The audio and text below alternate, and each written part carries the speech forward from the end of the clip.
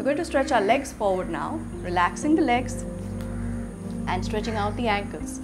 So we're going to be in Dandasana or staff pose, and I'm going to show you that from the side so that you see what the back is doing in Dandasana.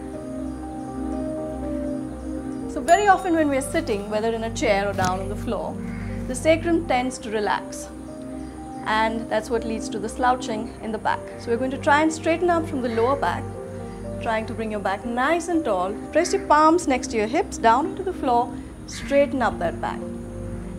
Keep the legs engaged, don't let them be dead.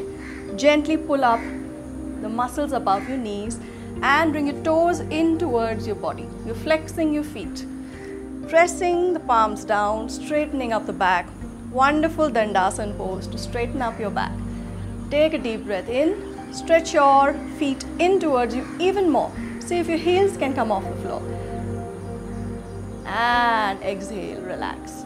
So we're going to try doing that, holding the Dandasana pose while waking up the ankles. So gentle movement with the ankles, just bringing the toes in and stretching them away from you.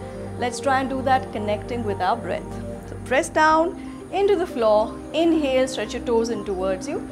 On the exhale, point the toes away. Inhale and bring them in. Exhale, point them away. One more time, pointing them away on the exhale, keeping that back nice and straight. Focusing on your breath as you're doing that. Inhale, bring the toes in.